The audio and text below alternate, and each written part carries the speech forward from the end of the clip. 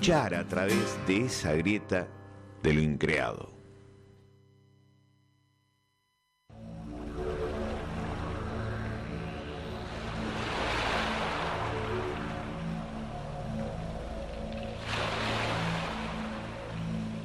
Muy buenas tardes a los seguidores de la grieta. Me animaría a decir a los grietos y a las grietas. Muy buenas tardes, don Viegas, ¿cómo le va? ¿Qué dice Chinaski? Acá andamos nuevamente, somos 2 y 3 con Cristian, nuestro operador de lujo. Por supuesto. ¿Qué pasa con el doctor Berlanda? El doctor Berlanda... 9 Diario investiga. Bueno, sigue en el volcán Julia y Yaco hibernando. ¿Sigue todavía ahí? Sí, cada vez más hibernado, así que... ¿Sabe que pensé que se lo había abducido un UFO? No. Hasta ¿Otra el vez? momento, claro. Hasta que, bueno, llegue una partida a buscarlo y a rescatarlo, y a lo mejor hacemos un museo donde lo pondremos a Berlanda en una vitrina, Sí. esperando... Y habría que hacer unos con él como cuantos hacían con el siglos. Inca, que hay que seguir llevándole flores y alimentos. Obvio, Sí, claro, sí. sí, toda su panaca de gente que...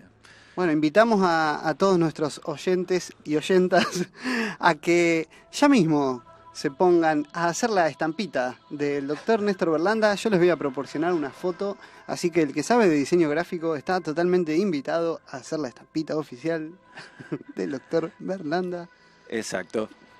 Y hablábamos del volcán Llullaillaco porque, bueno, los últimos 2 programas, para aquellos que nos siguen en vivo u online, los martes de 19 a 20 por FM Gran Rosario, saben que estuvimos... De la ciudad de Rosario, de Rosario. Argentina.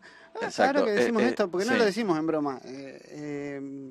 Hay muchos oyentes que tenemos en el país del norte de México, así que nuevamente volvemos a mandar un fuerte abrazo a todos los mexicanos que nos escuchan. Sí, de a poquito cada vez que son es, más. en mi caso particular, como una segunda patria, ¿no? Y lo mismo que el Perú, una segunda o tercera patria. En el caso de los mexicanos, porque visité México antes que Perú, y bueno, y nunca más pude volver a viajar. Fueron 2 viajes en realidad, en los que recorrí prácticamente todo el país y siempre quedé muy impresionado, y una parte de mi alma siempre quedó allí, por eso siempre digo que es mi segunda patria, ¿no?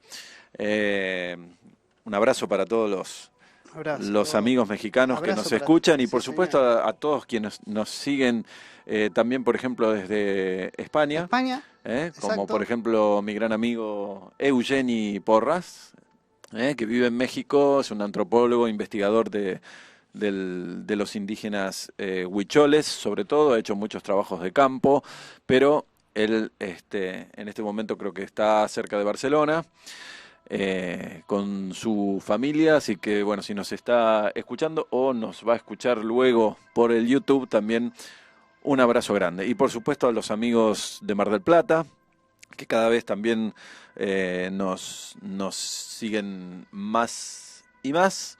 A la gente de Venado Tuerto también, muy especialmente, a los hermanos Howling, a todos ellos un gran abrazo. Y les decía a Chinaski, bueno, que en los últimos 2 programas, por supuesto, hemos estado avanzando con la entrevista, sí. La entrevista... Cualquier momento. ¿Qué pasa? Salimos en vivo, en directo, una comunicación en vivo y en directo, transmisión, desde la Isla del Sol. Ah, bueno. Cristian nos va a avisar. Porque justo estaba diciendo que estábamos con la... Cuando el enlace, saldremos en vivo desde la Isla del Sol con un amigo del doctor Berlanda que quiere hablar. Ah, muy bien.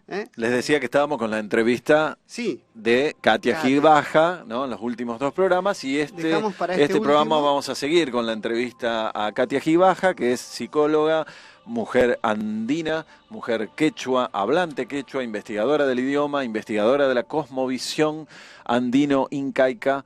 Ella misma ha nacido en el corazón de la capital del Imperio Inca, en el Cusco, y vamos a continuar entonces con el tema de la cosmovisión, los chamanes quero y demás. Pero usted me decía entonces que tiene un enlace, ¿desde dónde?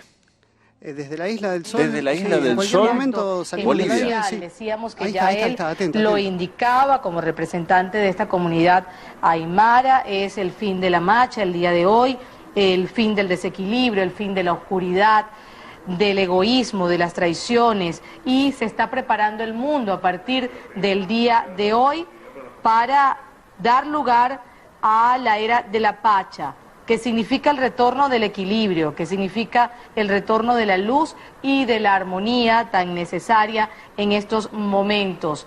Evo Morales, presidente de Bolivia, continúa dirigiéndose a los presentes. A los medios de comunicación, su paciencia para cómo lanzar una nueva tesis política para Bolivia, para América, para todo el mundo.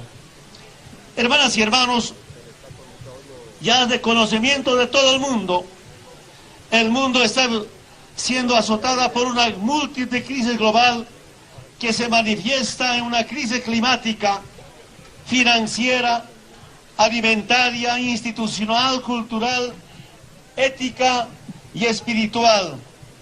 Esta crisis nos señala que estamos viviendo los últimos días del capitalismo y de un desenfrenado consumismo, es decir, un modelo de sociedad donde el ser humano pretende ser superior a la madre tierra, convirtiendo a la naturaleza en un objeto de su despiadado dominio depredador.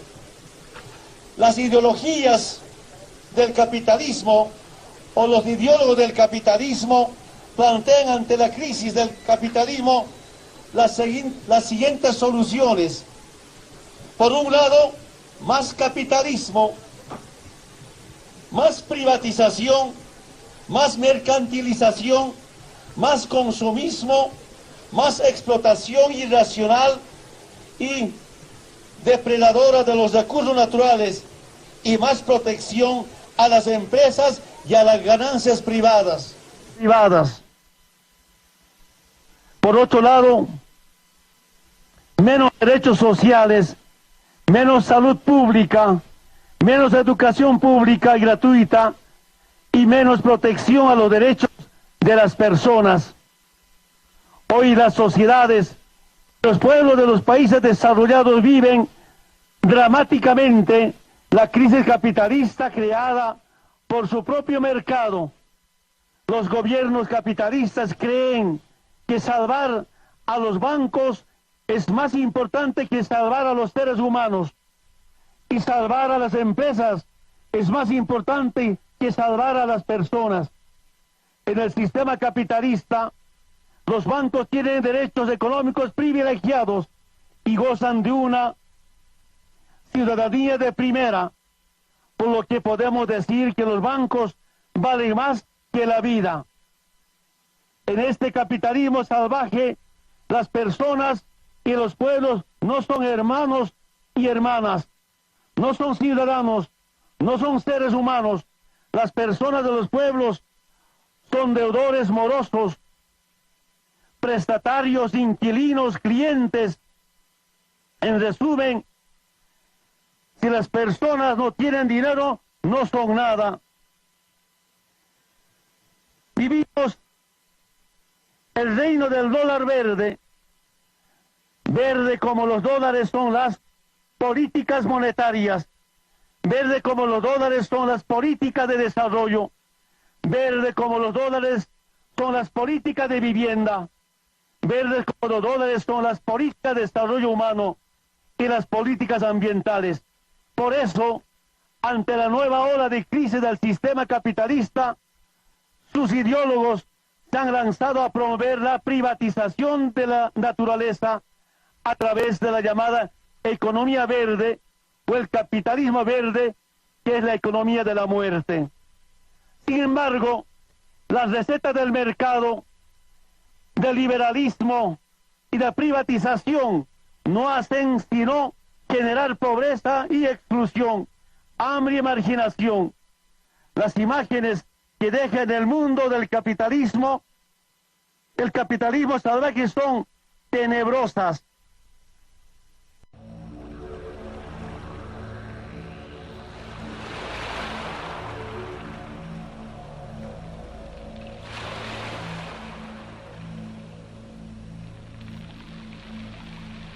¿Volvemos, Viegas? Verdes como los dólares también es el cambio de conciencia que mucha gente está teniendo a partir de la incorporación de rituales ancestrales que están siendo de alguna manera renovados o reinventados en esta época capitalista, como decía Evo, con crisis económica, financiera, con crisis ambiental prácticamente terminal, y del que parece que no podemos salir en realidad ninguno de nuestros países, porque todos estamos legislados en base a este sistema económico que todos desean al menos cambiar o modificar o pasarle el trapito, limpiarlo un poquito, y aquellos más revolucionarios como Evo quisieran directamente eliminar y pasar a otro sistema. El problema es que esto no parece ser tan fácil. Y al menos no de un momento para otro. No de un momento para Veníamos otro. Charlando, sí. Y todo tiene que ver con una determinada forma de pensar la vida o relacionarse con el medio ambiente, con el mundo natural, con los otros. Y quizás estemos en ese equilibrio, digamos, inestable en el que se está yendo hacia un nuevo paradigma de pensamiento, tanto en la cultura como en la ciencia, en el arte, poco a poco quizás llegando en última instancia recién a la política y a otros aspectos sociales. En el medio, bueno, la crisis es evidente, hay guerras por todos lados, a donde miremos hay violencia en Ucrania, violencia en Siria, en absolutamente todos los rincones del mundo hacia donde miremos. Y sin embargo también yo advierto que hay bastante, llevado de la mano quizás de una New Age, un poco también mercantilista y comercial, porque todo el capitalismo lo transforma en un insumo, más digamos, en comercio. Las remeras del Che Guevara son un ejemplo de esto, ¿no?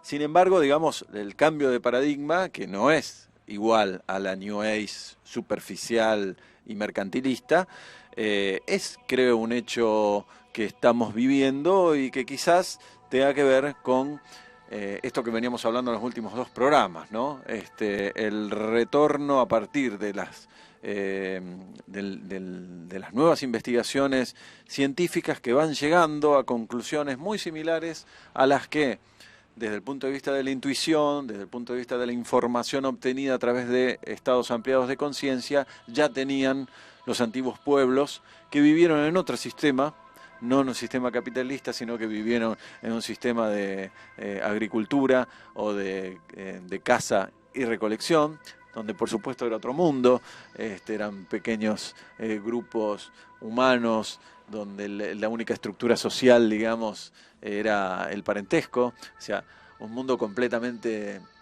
distinto, muchísimo menos complejo que el actual, pero en el cual evidentemente se iba de la mano con el mundo natural y con el mundo, diría yo, sobrenatural, que etimológicamente significa eso, o sea, aquello que está por sobre la naturaleza y que, creo yo, es un mundo ontológicamente real. El mundo de las esencias, ¿no? Que uno en estados ampliados de conciencia puede llegar a percibir concretamente, ¿no? Bien, ¿piensa usted que estamos acercándonos a este fin de ciclo de estos 500 años, a este Pachacuti?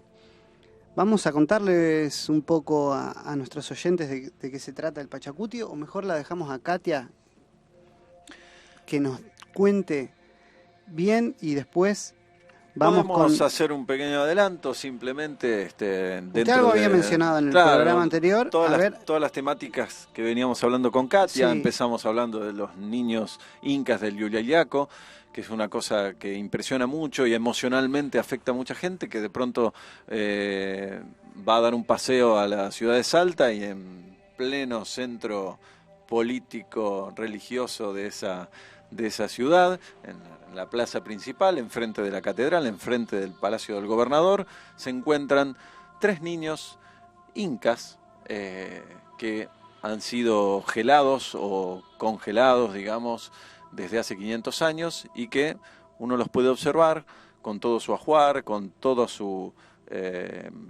el mensaje, digamos, de todos sus objetos, sus juguetes, sus hojotas y demás.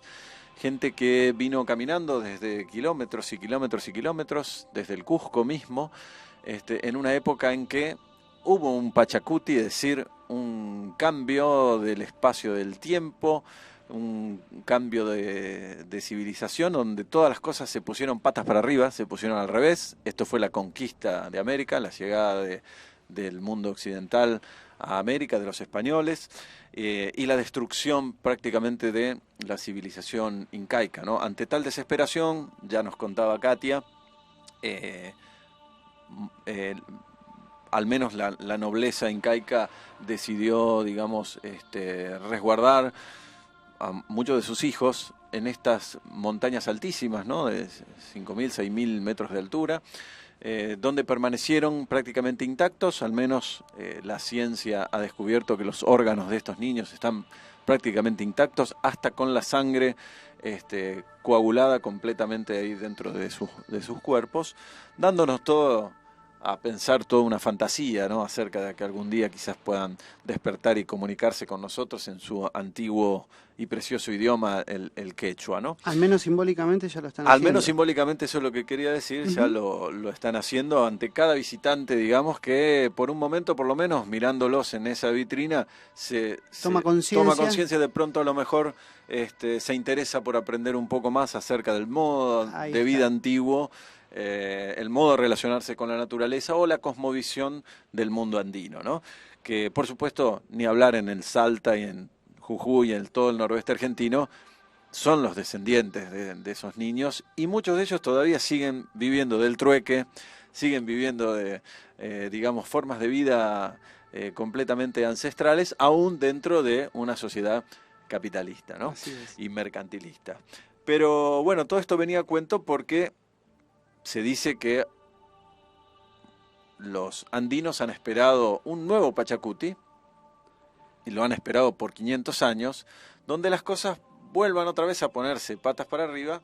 Quizás esto es lo que vuelvan a estar al derecho como antes de la conquista española.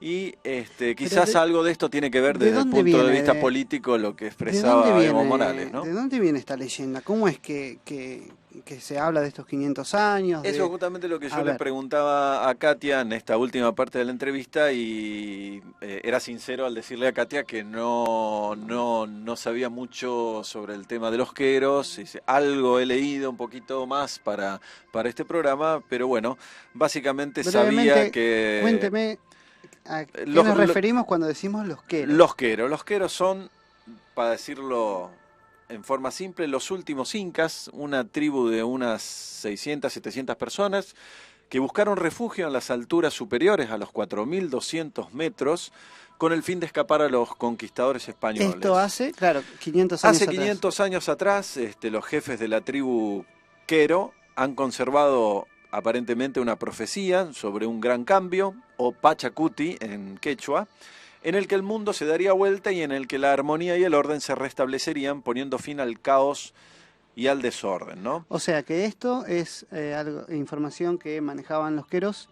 Claro, pero que recién se descubrió en el año 1949 y los años posteriores, más o menos en el 55. En el 49 ocurrió un terremoto en el Perú, donde se partió la tierra en dos, debajo de un monasterio cerca de Cusco, y emergió a la luz unas ruinas arqueológicas, un antiguo templo inca, incluso con incrustaciones de oro. Esto para muchos fue la señal de que las profecías del Mozoc, que significa el tiempo que ha de venir, tenían que ser compartidas con el mundo moderno, ¿no? Los queros han vivido en estas aldeas, en lo alto de los Andes, prácticamente aislados del mundo, hasta que se produjo su descubrimiento, entre comillas, en el año 49, justo en el año en que este terremoto dio lugar a luz a este templo inca que estaba abajo de un monasterio cristiano, ¿no? Ese mismo año, un antropólogo, Oscar Núñez del Prado, se encontraba en un festival en Paucartambo, un valle que está en las laderas de los Andes, al sur del Perú, cuando conoció a dos indios que hablaban en un quechua muy fluido, y a partir de eso se realizó la primera expedición occidental a estas aldeas que realmente el mundo moderno no conocía y que tuvo lugar en 1955. A partir del acercamiento de Núñez del Prado y después también de otros personajes como el doctor Alberto Villoldo, un psicólogo y antropólogo médico que vivió y aprendió entre los chamanes quero, digamos que también escribió sobre la ayahuasca. Que también escribió sobre la ayahuasca, un libro muy famoso que se llama, si no me equivoco, el chamán de los cuatro vientos. Comenzaron a hacerse famosos, digamos, los queros al mundo moderno. Tanto es así que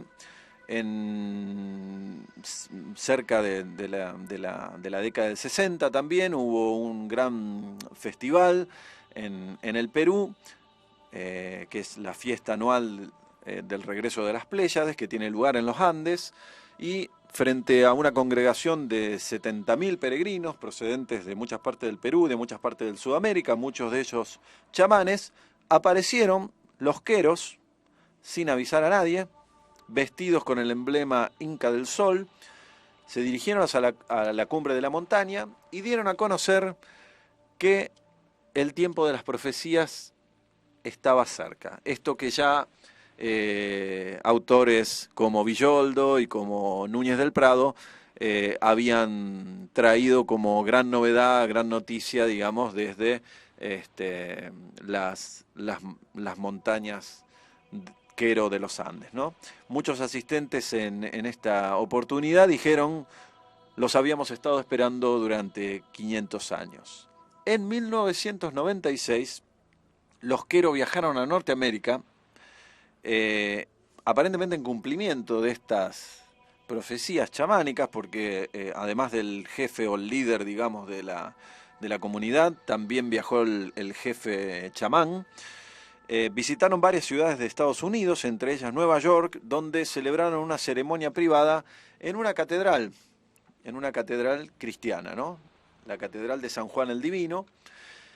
Supuestamente este ritual chamánico no se había celebrado desde hacía 500 años, y en el mismo hogar de aquellos que simbolizaban los antiguos conquistadores, ¿no? Los que invadieron, conquistaron a sus antepasados incas y destruyeron parte de su civilización y su cultura, digamos, ahí mismo, en esa misma casa, simbólicamente realizaron un ceremonial incaico andino antiguo, representando así esta nueva unidad espiritual y simbólica, y a su vez uniendo de alguna manera las esencias espirituales de América del Norte y de América del Sur.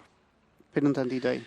Hasta ahí el tema de quiénes son los quero, digamos, de dónde salió esto del Pachacuti, y bueno, y la interpretación que cada uno le va dando a esta profecía, que también comentábamos en el programa pasado, ¿no? Tiene que ver también con el simbolismo del Inca, la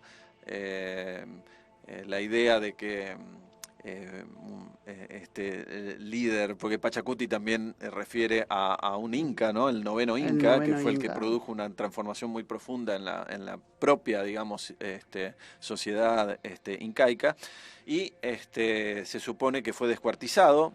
Estos elementos míticos tienen que ver con el recuerdo de Tupac Amaru II, ¿no? Que realmente fue literalmente descuartizado, ¿no? Y en 1700 y pico. y entonces el mito dice que los brazos y sus piernas fueron, digamos, llevados a los 4 puntos cardinales. Pero la cabeza quedó enterrada en el Cusco, de donde va a volver a renacer el cuerpo completo en esta época, ¿no? Ya pasaron 20 años, bueno, 17, 18 años desde aquel encuentro de los queros en Norteamérica. Vemos sutiles cambios quizás en la conciencia de mucha gente y en la conciencia de otra gente no.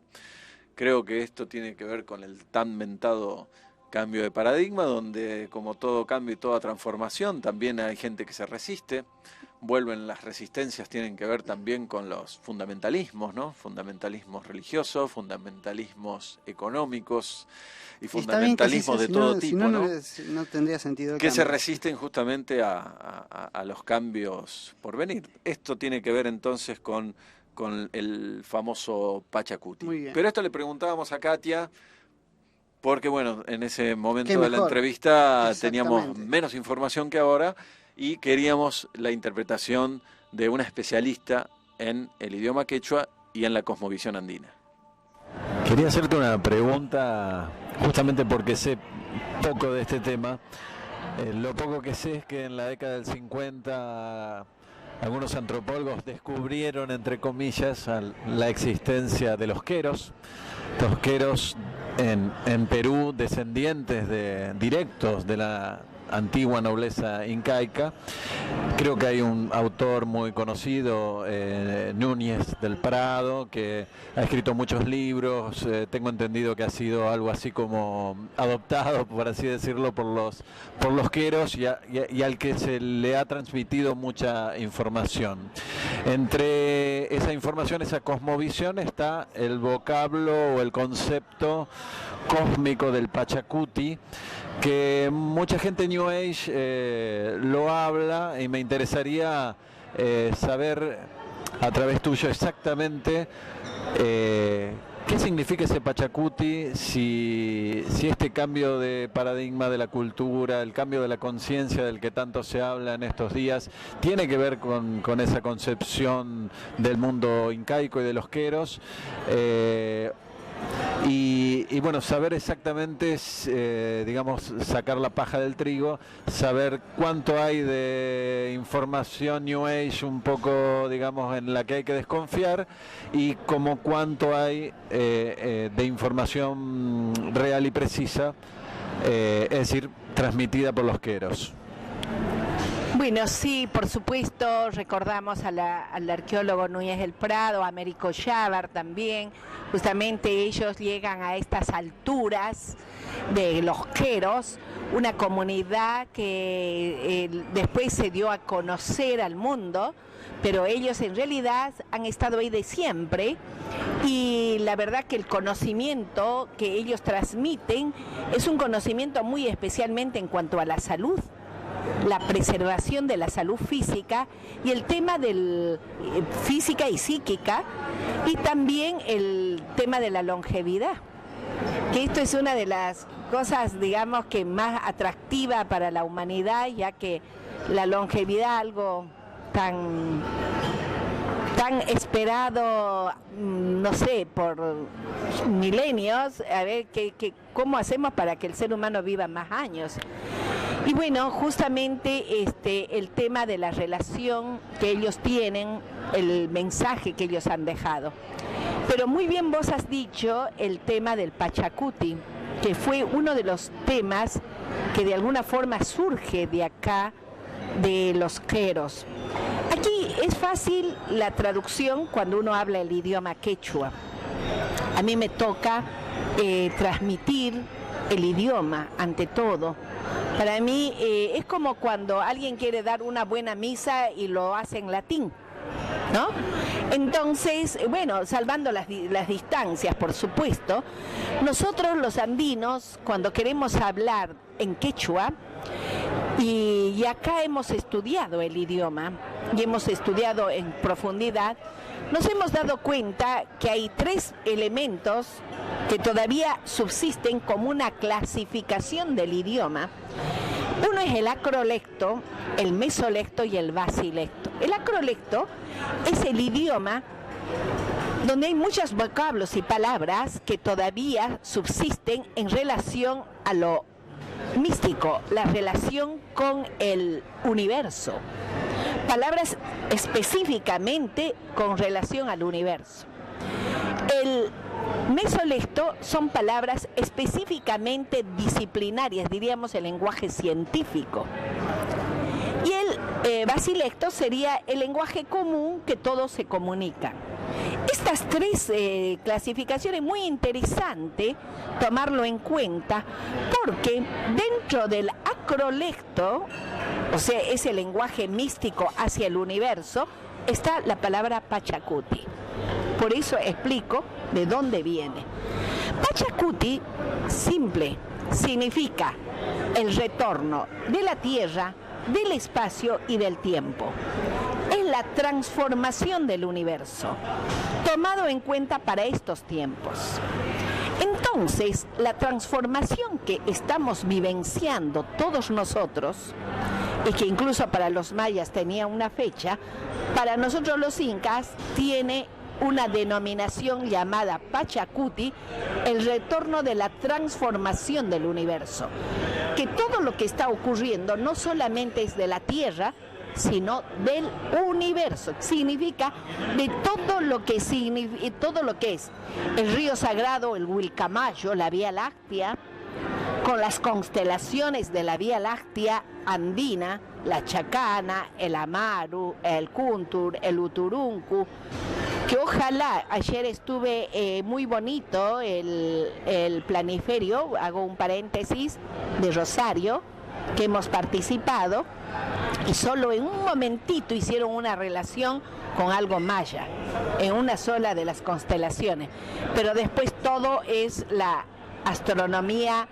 Y tuve la oportunidad de hablar con Alberto, una persona que trabaja más de 30 años, y que ellos en su momento lograron hacer la arqueoastronomía americana, pero con sus diapositivas, que después no lo pudieron volver a hacer, y que ellos se han sentido un poco frustrados con la tecnología, pero que lo habían logrado hacer en su momento, pero no lo han podido mantener. Y con nuestra fundación hemos propuesto la posibilidad de utilizar la nueva tecnología con todos los nuevos conocimientos de la arqueoastronomía y muy especialmente tomar en cuenta el calendario astronómico más grande que existe en América, que está en Tucumán, donde todavía están los menires, y que muy poca gente se da cuenta que Tucumán tiene algo demasiado importante como es el calendario astronómico más grande, el más grande en dimensiones y en precisión astronómica está en Tafí del Valle,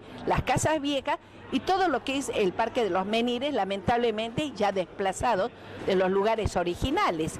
Pero en esto también la Fundación Ecos de la Patria Grande, a través de mi persona, hemos dado una conferencia y hemos sugerido al pueblo de Tucumán, a través de sus gobernantes, que se pueda hacer con los estudios previos de Ambrosetti, Rex y mucha gente, volver a los lugares originarios, ya que todavía está en la memoria y se conoce, para no perder el calendario astronómico más importante de toda América del Sur, porque no existe el de las dimensiones como las que tenemos en Argentina. El de Calasasaya es un calendario como el de Machu Picchu, Sacsayhuama. Sí son calendarios, pero no del nivel astronómico como el que tienen en Tucumán. Entonces, cuando nosotros estamos hablando de planetario, qué importante que empecemos ahora a mostrar a nosotros, a nuestra gente, a los habitantes de América del Sur, las constelaciones, primero del cielo que vemos, como vieron los antiguos habitantes de este continente. Segundo, que veamos los nombres originarios que subsisten. Estará en otro idioma, pero lo podemos traducir al español para que todos lo entendamos. Ahora, con todo lo que son los diseños y el trabajo holográfico, se puede perfectamente, y realmente esto es maravilloso. En esto quiero transmitir que venimos haciendo un trabajo de los espejos astronómicos y que también hemos trabajado en Tucumán, en Ñuñuorco, para ver la constelación de la Cruz del Sur, los momentos donde todos deberíamos hacer excursiones para mirar en los fenómenos astronómicos que ocurren en un determinado momento. Para esto los antecesores como Orlando Bravo, un arqueoastrónomo tucumano excelente que nos ha dejado libros, y podemos observar mucho lo que ha sido, por ejemplo, la constelación de la Cruz del Sur, la noche del 3 al 4 de mayo, en el Ñuñu Orco. La palabra Ñuñu Orco significa una montaña que tiene pezones de mujer. Y en el pezón justo llega la constelación de la Cruz del Sur. Y si vamos a la base de la montaña vamos a encontrar un semejante, no digamos petroglifo, porque esto es más que un petroglifo, son espejos astronómicos en forma de la constelación de la Cruz del Sur. Exactamente marcando lo que es la noche del 3 al 4 de mayo, que dicho sea de paso se llama el Día de la Chacana, el día de la constelación de la Cruz del Sur, que era el año nuevo cósmico y universal, que ellos lo conocían. Los incas tenían conocimiento de la astronomía profunda. Por eso nosotros hablamos del Hanampacha, el mundo cósmico y universal, que comienza la noche del 3 al 4, el día Chusak, el día cero. Porque si nosotros tenemos 28 días por 13 meses, son 364. ¿Dónde está el 365? Ese día, el día cero, el Chusak. ¿Y por qué hablamos así del universo con tanta facilidad? Porque los incas se encargaron ya desde sus hermanos, los preincaicos, Nazca, Paraca, Chimú, Mochica, y por qué no decir también nuestras culturas de chachapoyas, han dejado los escritos tan bien organizados de lo estelar. Porque lo estelar era lo que nos orientaba para las construcciones de los caminos, de las construcciones pétreas, las piedras ciclópeas colocadas en alturas que jamás se hubiera visto lograr ciudades en cumbres de montaña sin haber tenido las herramientas que actualmente tenemos.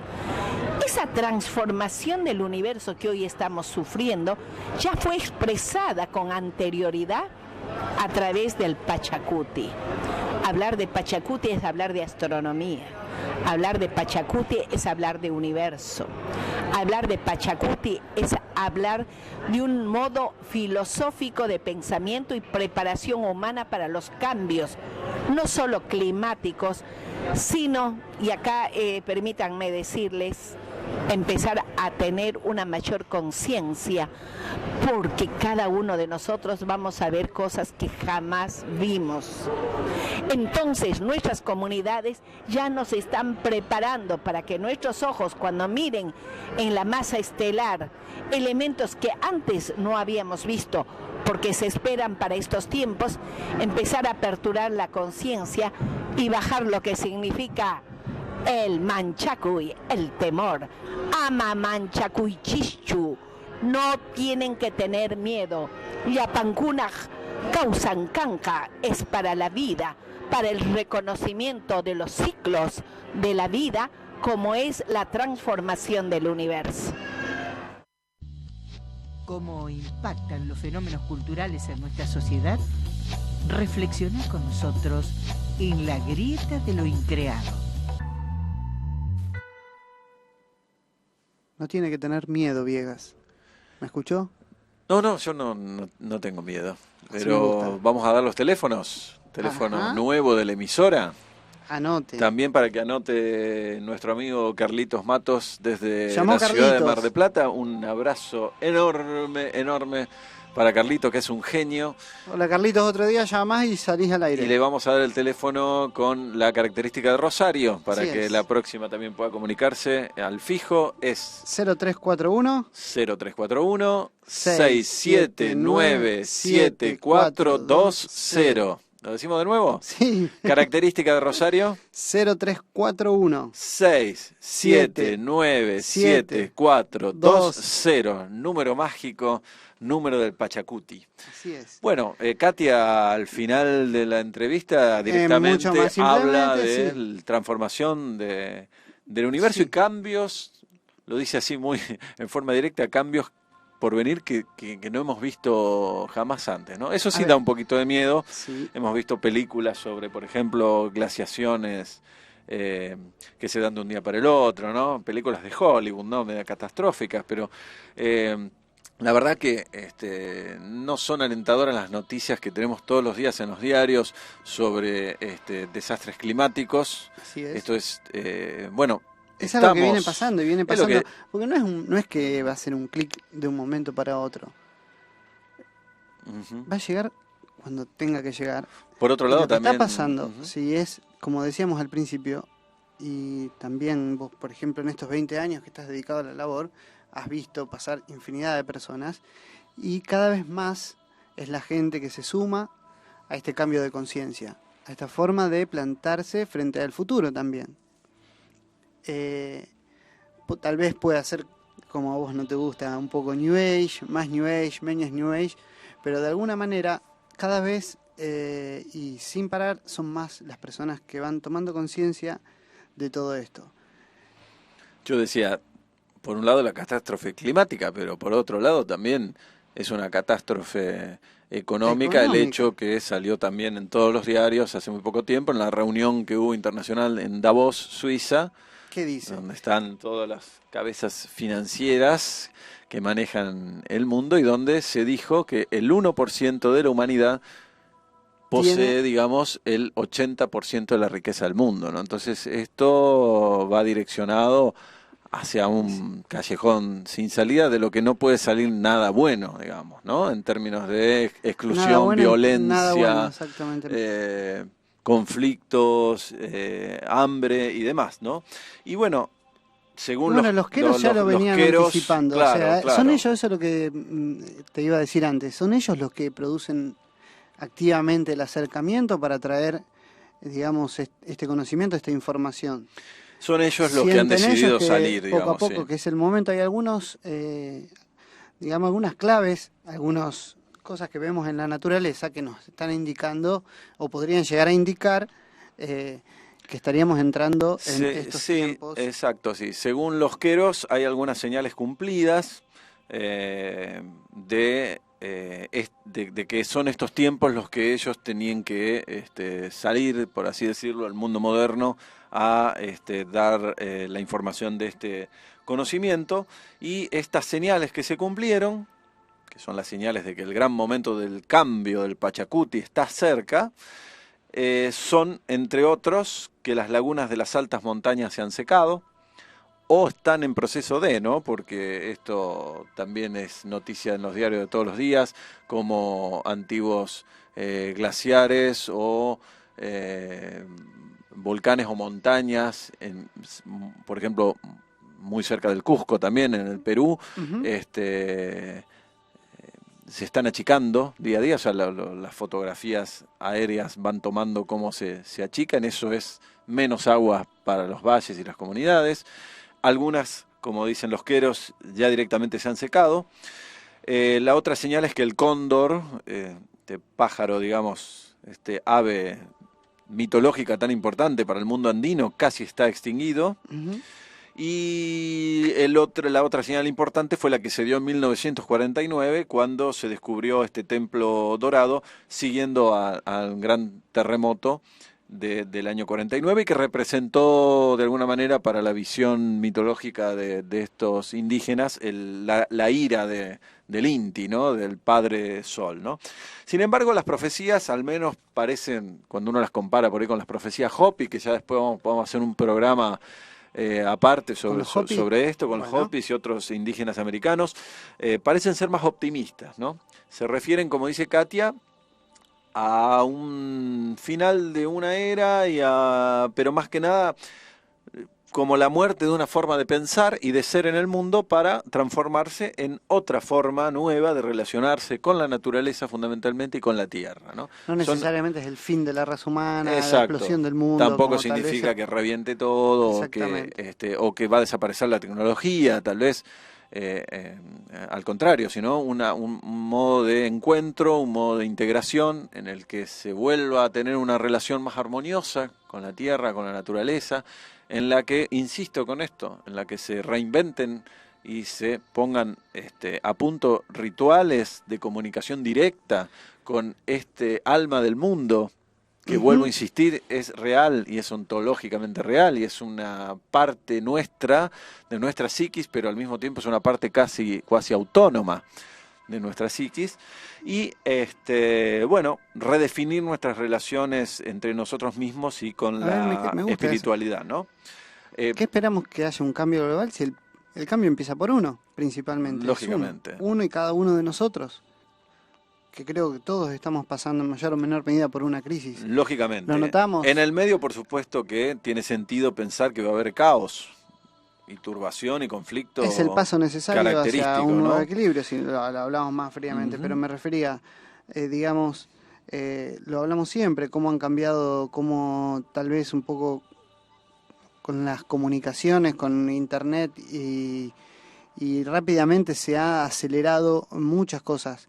Los jóvenes, los chicos más chicos, 15 años, 20 años, que ya prácticamente desconocen cómo sería el mundo sin internet o sin estar conectado, ahora con la múltiple conexión con los celulares.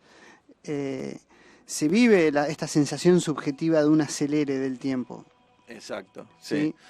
Entonces, todos estamos pasando por esto y creo que, como les decía antes, el cambio empieza por uno. Es cuando ustedes digan basta, basta. Tienen que elegir hacerlo, nada más. Y lo que estamos viendo es que antes tal vez era un loco perdido y ahora cada vez es mayor la cantidad de gente que se está volcando a estas diversas formas de, como les decía antes, plantarse frente al mundo de una manera más verde.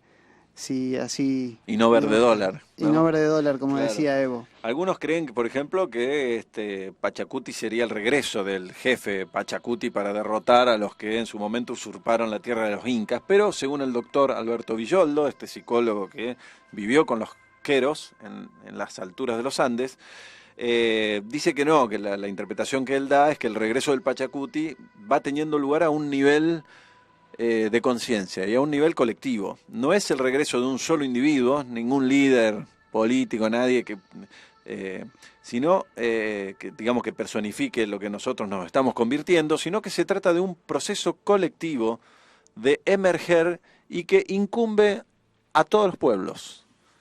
No es un líder que va a simbolizar un cambio que va a ser seguido, sino se trata de un cambio, como vos decías, de mentalidad colectivo y que va a involucrar a todos los pueblos, no solamente en donde todos y cada uno seamos los líderes.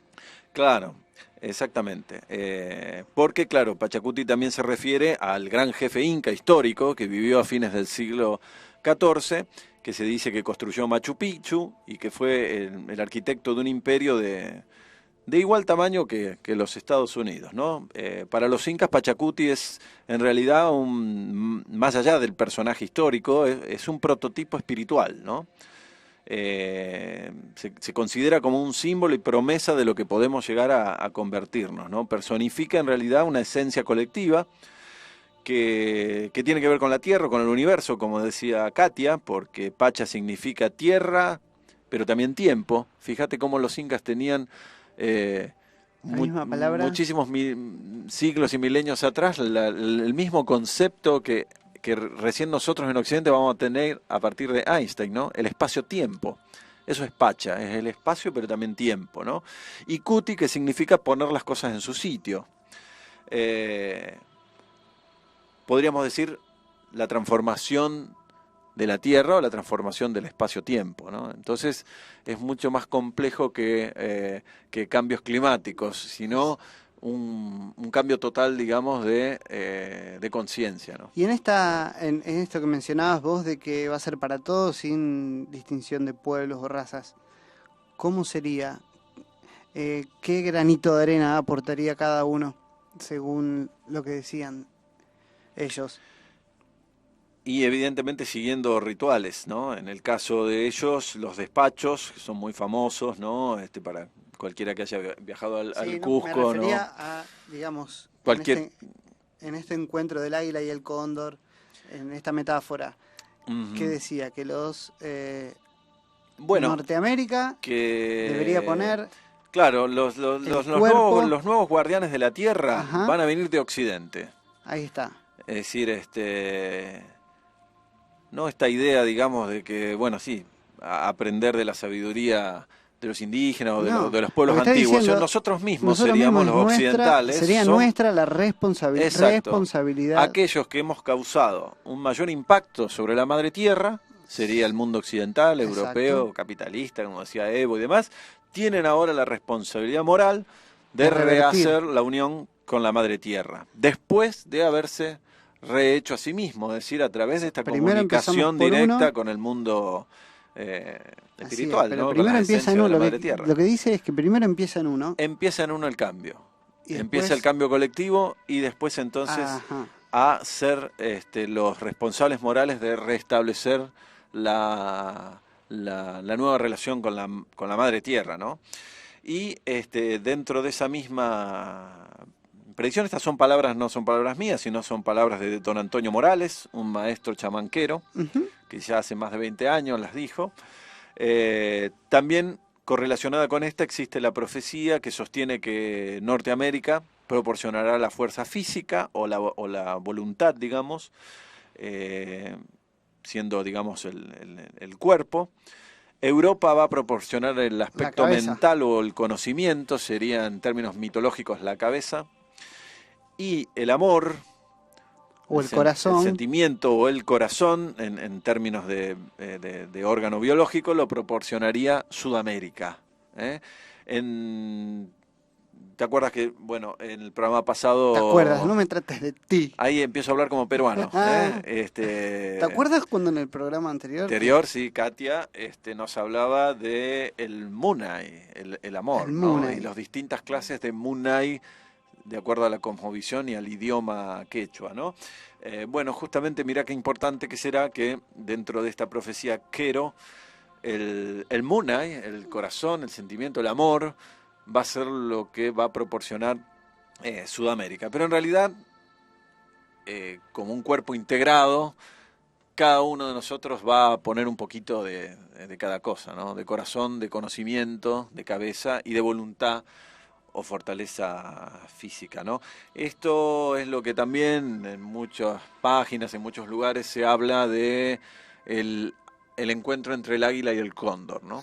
Cuando vuelen juntos, nuevamente el águila representando entonces a Norteamérica y el cóndor que representa a Sudamérica. Según otras interpretaciones, esto del encuentro entre el águila y el cóndor tendría que ver más con el encuentro de el cambio o el nuevo paradigma, que sería el encuentro de la nueva física, de las ciencias de avanzada, junto con, o sea, la cuestión intelectual, junto con las antiguas sabidurías más tradicional, más cerca del sentimiento, más cerca de la relación armónica con la madre tierra. Y entonces esta es otra interpretación sobre el águila y el cóndor, ¿no? Muy lentamente podría llegar a estar pasando eso que mencionás. Pero falta todavía. Yo creo que sí, falta, pero me parece que... de acá estamos poniendo nuestro granito de arena. Encuentros directos, digamos, con el otro lado se están teniendo a través de múltiples reinvenciones o renovaciones de antiguas prácticas chamánicas. Eso lo estamos viendo. Cada vez hay más convocatorias a ceremonias desde tambor, cuencos tibetanos, hasta bailes, danzas, ayahuasca, danzas circulares, biodanza, y demás. O sea, todas esos buscan, digamos, esa conexión directa, hasta la oración profunda dentro de otros ámbitos, como puede ser el mismo cristianismo, la meditación oriental, el yoga, además. Todas buscan esa conexión directa con el mundo espiritual, con lo más profundo de nuestra psiquis, que también es el mundo cuasi autónomo del otro lado, ¿no? Del alma del mundo, de la psiquis del mundo, como decían los antiguos griegos, el gran espíritu. ¿no? El gran espíritu para el Huacantanca, ¿no? Para los indígenas norteamericanos. Y entonces, bueno, esto por supuesto que son pequeños granitos de arena que quizás conformen muy de a poco, como vos decías, ese cambio colectivo que se espera, ¿no? Hasta que vuelva a Viracocha y ponga las cosas Claro, yo sigo confiando en estas profecías optimistas, pero al mismo tiempo me parece que los seres humanos siempre hemos sido como de dura cerviz y que el aprendizaje generalmente se da a partir de chocarnos la cabeza contra la pared. A pesar de que también somos los seres humanos los únicos que tropezamos con la misma piedra, ¿no? Pero el proceso de aprendizaje es eso, es claro. ir, equivocarse hasta que sale. Todo eso es aprender. Equivocarse hasta que finalmente salga bien. Los queros dicen que cada vez el paradigma de la civilización europea va a continuar desplomándose, ¿no? Y que los antiguos procederes de los pueblos de la tierra van a volver. Con esto también están diciendo que el aprendizaje puede llegar a ser estrepitoso, ¿no? Bueno, vamos a irnos con algo positivo, con una música esperanzadora. ¿Quiere mandar algún saludo? Sí, otra vez un gran abrazo para Carlitos Matos de Mar del Plata y para los amigos que nos escuchan en Chile. En Chile, exactamente. Un saludo para José. Desde la Patria Grande, un saludo muy grande para José, que siempre él y todos sus amigos nos escuchan desde el hermano pueblo de Chile. También sí, un abrazo grande para él. Muy bien. Saludos también le mandamos a Marcelo Díaz, a Connie Alicio, a Patricia Fernández. A Negris Peralta también. A Negris Peralta. Y a todos los que nos escuchan siempre y a los que nos van a escuchar también le mandamos un saludo grande. Y en particular al doctor Néstor Berlanda, que sigue hibernando en el volcán Yuliayaco y que esperamos que el próximo programa traerlo deshibernado, descongelado. Lo descongelamos. Acá. Bueno, ahí ya posteé en el muro de Facebook, encuentran una foto impactante del doctor Berlanda para que aquellos que tengan mania con el diseño gráfico puedan hacer la estampita oficial del doctor Berlanda. La estampita oficial. Sí, que la vamos a poner acá. Eso sí que es un buen ritual para comenzar con los cambios del Pachacuti. Me gustaría. Absolutamente. Así que bueno, un saludo grande a todos. Nos despedimos ahora sí con un tema de la comunidad Pachacuti denominado Seremos Millones. Cerramos el programa y volveremos. Seremos Millones. Cerramos el programa número 23. De esto que hemos dado en denominar La Grieta de lo Increado.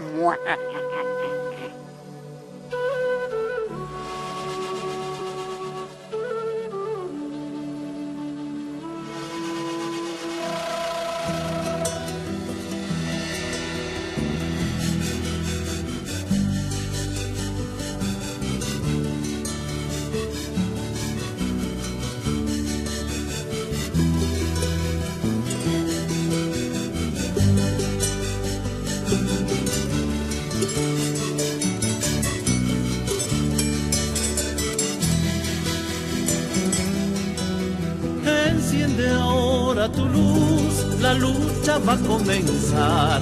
Tantos siglos de obscuridad, es tiempo de libertad. Sangre de inocentes corrió, que gritan su redención. Pachamama te alumbrará, tu paz cantar y anunció. Volveré, volveré.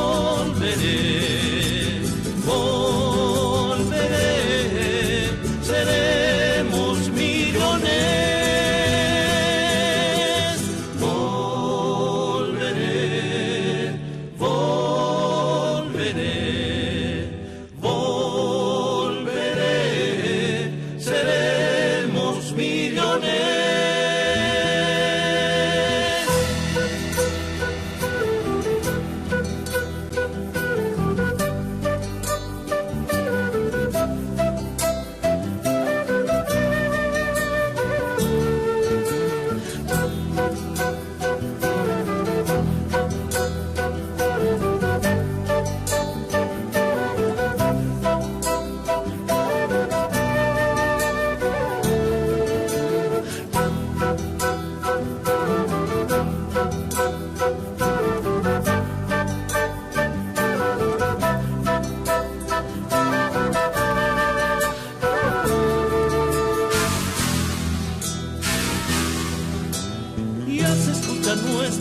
morir, ya nunca nos callarán. Amerindia se levantó por un mundo de igualdad. Sangre de inocentes corrió, que gritan su redención. Pachamama te alumbrará, Tupac Katari anunció. Volveré, volveré, volveré, seremos millones.